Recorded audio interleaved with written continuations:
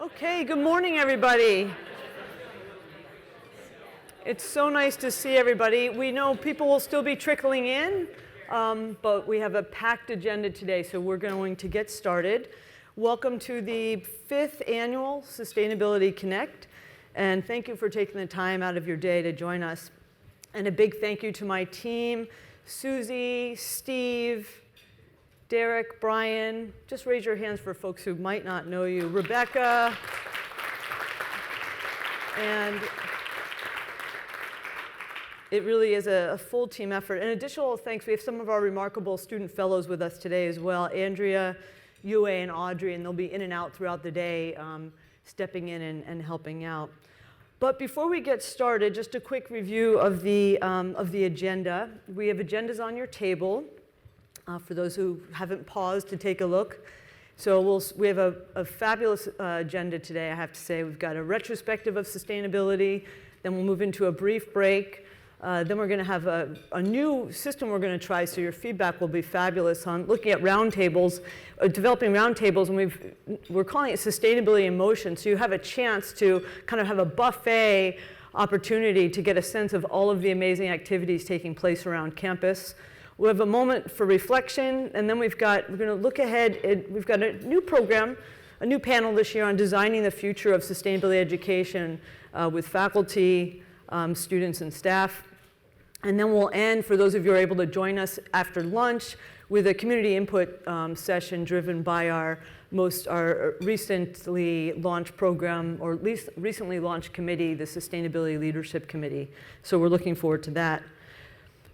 Our theme for this year is taking a moment to pause to look backwards 5 years to plan the path forward for sustainability at MIT. And it truly is one of my favorite days of the year because it's a reminder as to the remarkable community that we're all a part of. And I also want to take this moment to celebrate the milestone for us at MIT. As last year we told you that we had been working on STARS, which is the Sustainability Tracking and Rating System it's a tool universities use to measure their sustainability performance. It's managed by the Association for the Advancement of Sustainability in Higher Education. And this year we received a STARS Gold rating. There were 1,500 data points that many of you in this room had contributed to, from quantitative to qualitative analysis. So a big round of applause for all of us for, after 5 years, getting to this point. So without further ado, I'd like to welcome Tony Sharon, the Deputy Executive Vice President, whom many of you know and we're so fortunate to work with. So, Tony, thank you.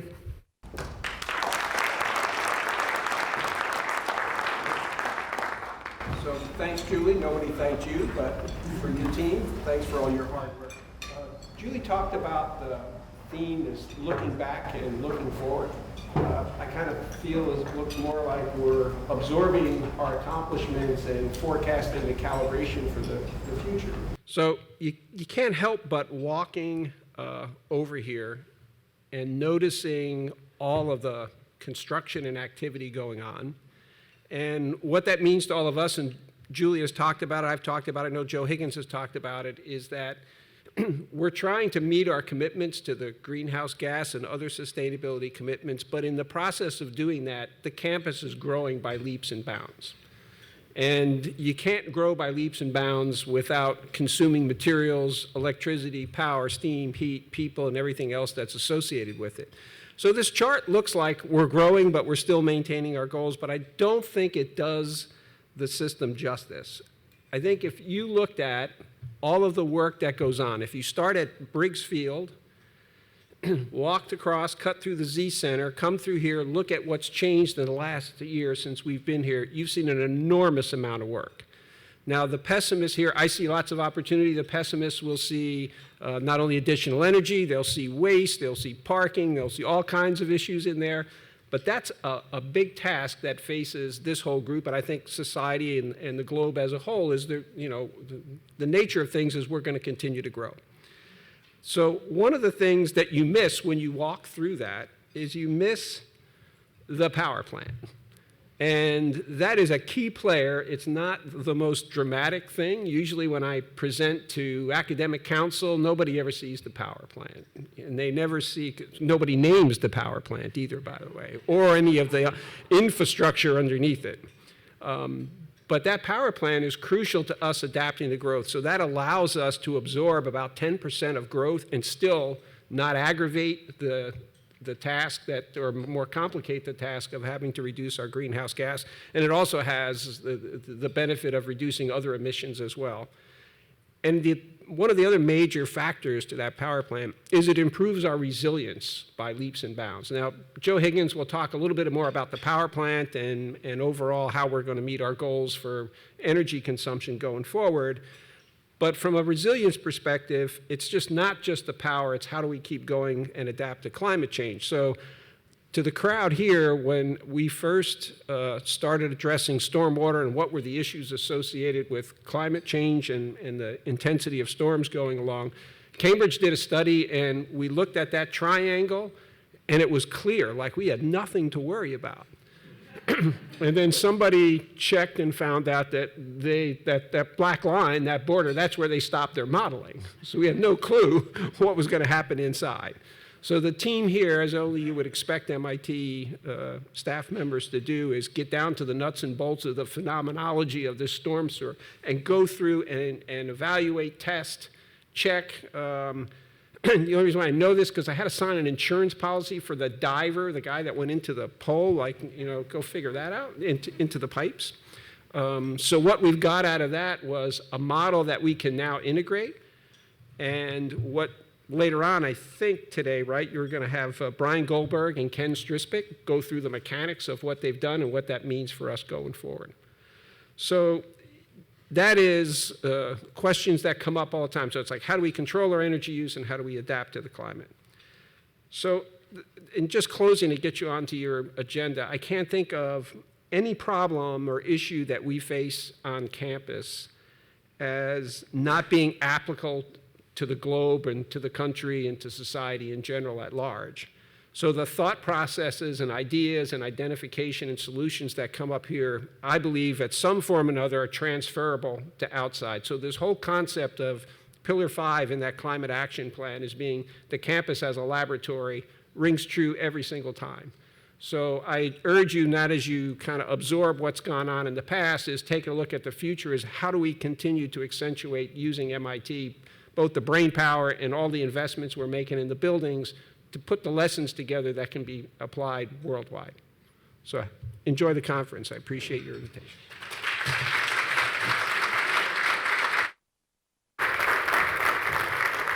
Thank you, Tony, and for your ongoing support, too. As we do every year, we're going to kick off with a video, and this year the focus of the video is setting us up with a reminder as to the Pathways to Sustainability Leadership framework that we had done a soft launch exactly a year ago on. So we'll start with that.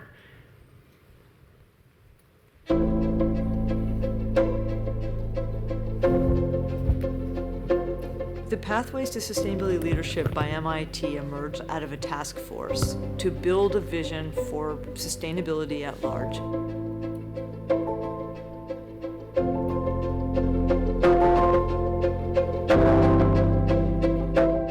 Let's redefine how an institute articulates leadership for campus sustainability. What does it mean to transform an institute to become sustainable?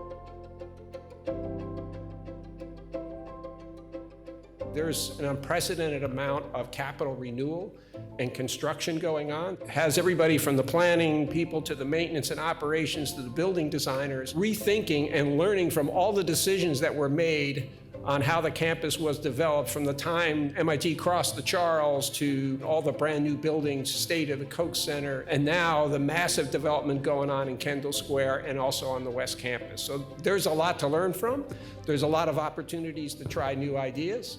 Our office has been engaging with two groups of experts, the experts in climate and the experts in the campus operations. So we've now brought the two together. The operational experts know the systems in the campus really well.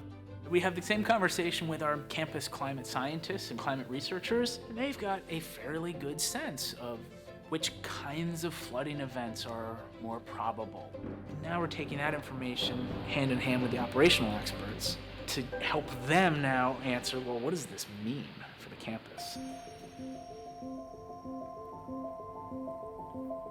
Looking at Cambridge, 50 years from now, our climate will actually be somewhere close to the climate of South Carolina. So carbon neutral cooling is a technology that we need to pursue. Right now, most of the cooling systems that we have are very energy intensive, and so we are working to make an effective system that is efficient enough to run on renewable sources of energy. The students have been tasked with a single family-sized cooling system.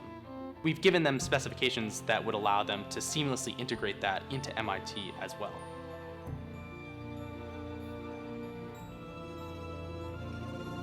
One of the resources that we have on MIT's campus is tons of waste heat from our gas turbines that power the campus. And so a big push was to encourage the students to look at how can we use this waste heat to actually provide cooling for the campus. Already we're working with the Central Utilities Plant, who are helping us come up with a place to actually test this cooling system and are actually supporting us and making sure that it is compatible with the existing infrastructure. If you're an MIT student who is coming into a community with even the most brilliant and most elegant technical solution, it's not always going to work if you don't understand the context that you're working in, if you don't understand the culture, if you don't understand the politics.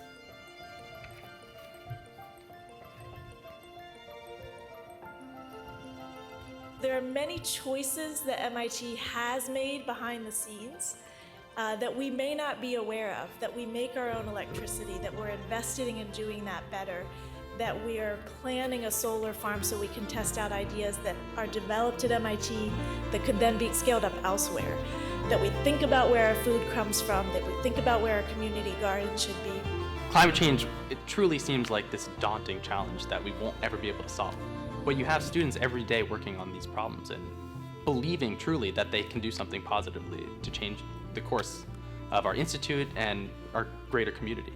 One of the important roles that we have as educators is to send people out into the world, into these critical roles in business and in government and in civil society, who really have a sense of the urgency of the climate issue and who understand what are going to be the highest impact, highest leverage actions that they can take from wherever they sit.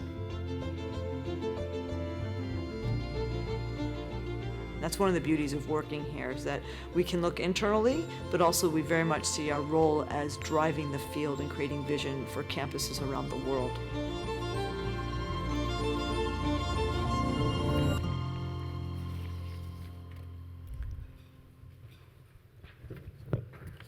Great, thank you very much. And a big thank you to Susie, who worked tirelessly with our friends at MIT Video Productions to craft this video. So thanks, yeah.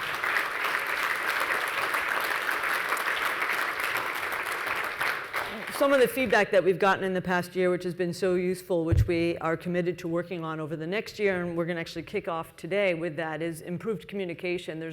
It's hard to, when we have people moving into this community every year and only staying for 2, it's hard to keep everybody in touch with what's happening. So we're going to seek your input on how to move forward on that this afternoon. So next I would like to briefly invite Andrea Campbell to the podium. Andrea is the Arthur and Ruth Sloan Professor of Political Science. She's been serving as department head for the past 4 years. She also served as the co-chair with me on the Campus Sustainability Task Force, and more recently we just launched together the Campus Sustainability Leadership Committee, and she's such a pleasure to work with. So Andrea, thanks.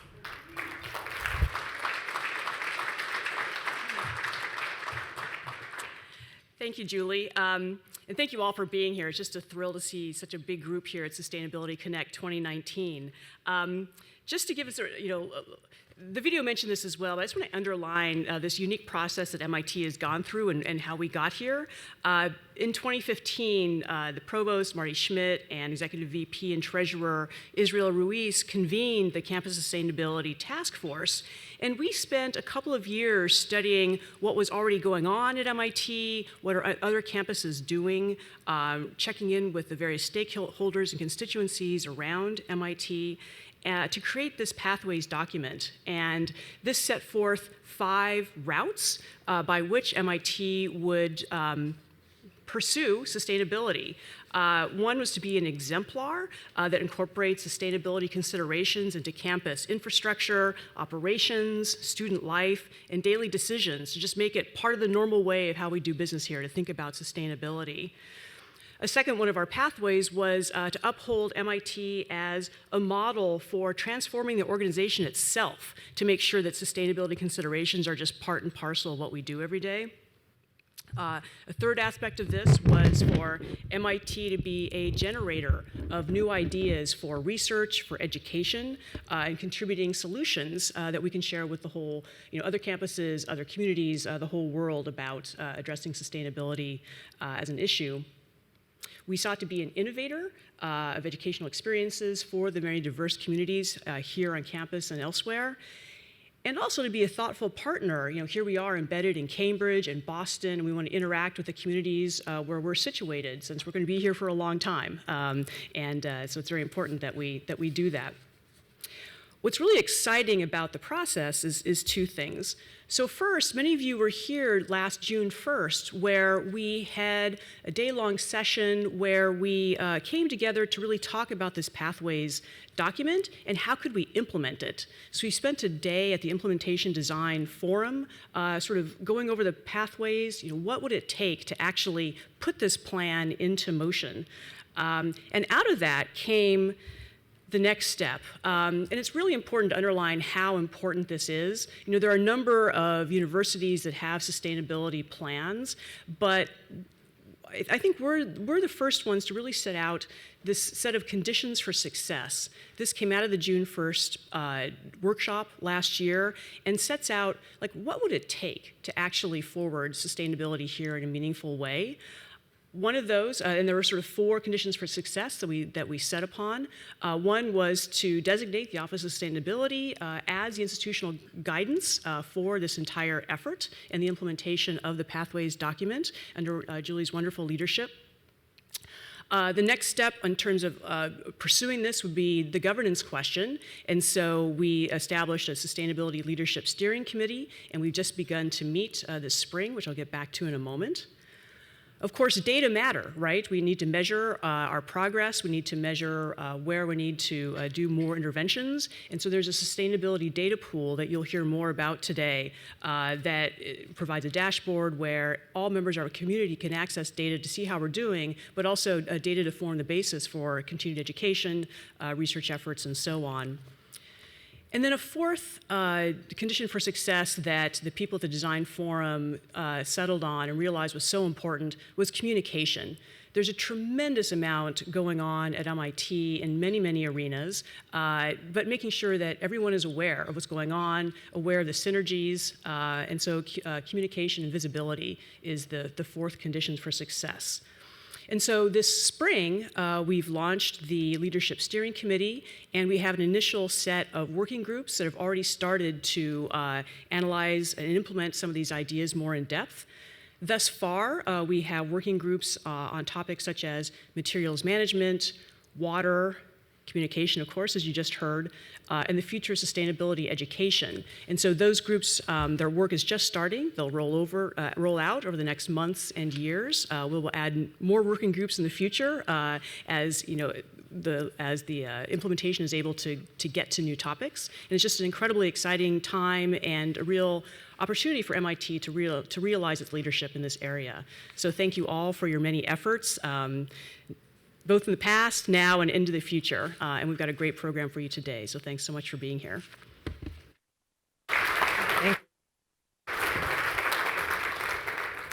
So every year we do this agenda, and every year I try to advocate that I get 45 minutes to an hour to speak to a captive audience, and every year I get 10 minutes. So maybe in your evaluations, you can tell Susie that I should get an extra 10 minutes, okay? So, and then come see me. So I just want to set the stage for today, though, of this notion of looking back to looking forward. And I probably should have also added there is to look outwards. Because I want to begin with a brief reminder as to what has been transpiring outside of the walls at MIT at the global level, yet have a direct impact in how we consider and shape our sustainability actions at the individual campus and city level. So for the purpose of today, I'm just going to share 3 relevant, impactful examples that we're keeping an eye on. Because an aspect of our responsibility with the office and to you and to the campus is to monitor and seek deeper meaning and understanding to these findings so we can understand what the relevancy is and, I think at the heart, what the responsibility of MIT is. So in 2018, the IPCC, or the Intergovernmental Panel on Climate Change, released this updated report calling for global players to take game-changing actions to mitigate global carbon emissions as we're headed for a world in which our trajectory is to reach 1.5 degrees Celsius between 2030 and 2052 if we continue to release emissions at current rates with notable impacts. So we're now challenged to ensure that we do not go above this 1.5 degree mark, which will require rapid transformation for the energy, land, transportation, and infrastructure industries. And you'll hear more about that from Joe. So the question is, how do we get to carbon neutrality by 2050? What is our responsibility at MIT? How do we contribute to solving for this unprecedented challenge via action and research? And as you hear more today, how do we predict and prepare for a changing climate? Another report that came out was by the World Resource Institute. It was in partnership with the World Bank, UN Environment, UN Development Program, the French Agricultural Research Agencies of CERED and ENRA, and they released this report called Creating a Sustainable Food Future, resulting from analysis of the nexus between population growth, water, energy, and climate. So the findings present a series of solutions that grappled with how to feed everyone without increasing emissions, fueling deforestation, or exacerbating poverty by the year 2050. So the question on the table that they presented to the world is, how do we prepare for feeding nearly between 9.5 and 10 billion people by 2050? So again, we reflect and say, well, what is our responsibility at MIT? How do we feed nearly 10 billion people by 2050? And what can we learn and contribute via menu development at MIT? And the last one I'm going to share with you today, maybe you saw this in the paper as well, but in this year, China closed its doors on accepting recycled goods from the US and around the world. We knew this was coming, but we just didn't know what the impact was going to be, and I think we were still all surprised when it happened. And it left municipalities and organizations like us to review current practices and to begin to problem solve. How are we going to reduce our output? How do we decontaminate recycled goods? And this has had a direct impact on MIT's behavior and budget. So China refused to buy any recycled plastic scrap that wasn't 99.5% pure. And so, and at MIT, we produce approximately over 1,500 tons of recycling a year. So we need to grapple with that. We're going to invite you this afternoon to help us think through that as we launch our waste management. So again, from a reflection point of view, what is our responsibility? Can we consume differently? How do we reduce our waste and recycling? And how do we decontaminate that which can be recycled? So it's within this global context that we seek to leverage the campus as a testbed for sustainability. And it's a spirit of looking back to look forward, to begin with the question that I love to ask. And in the context of activating the campus as a testbed, but how can MIT be, and I would argue after today, continue to be a game-changing force for campus sustainability in the 21st century?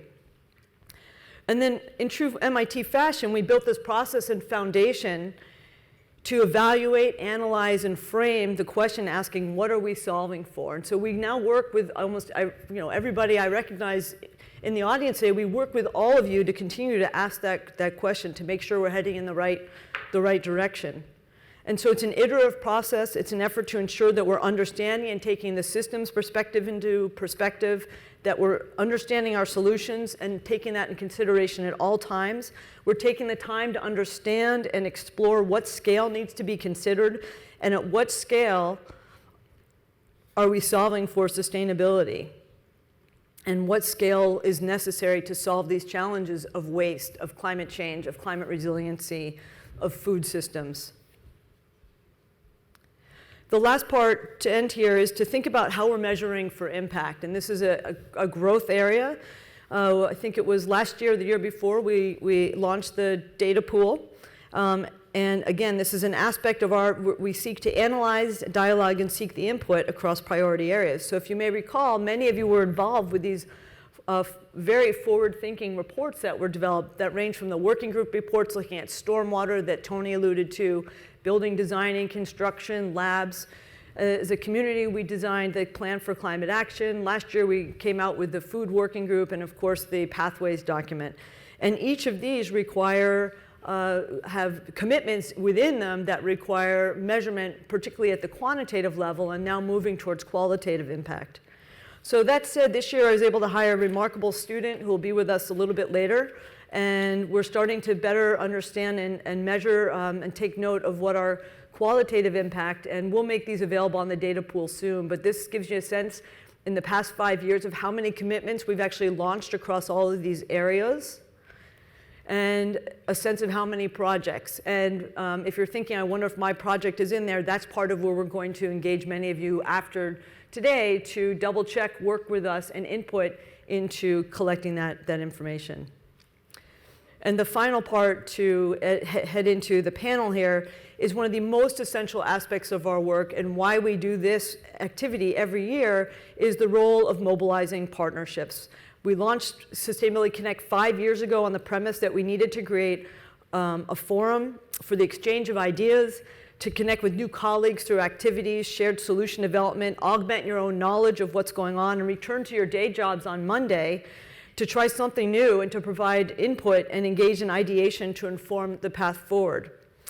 This year we've set out to demonstrate on how we've activated the 5 pathways that Andrea introduced, and when you head back to your offices at the end of the day, you will leave hopefully having made new connections or deepened existing ones, feeling much more and well informed about MIT's commitment to sustainability, and knowing that your voice was heard.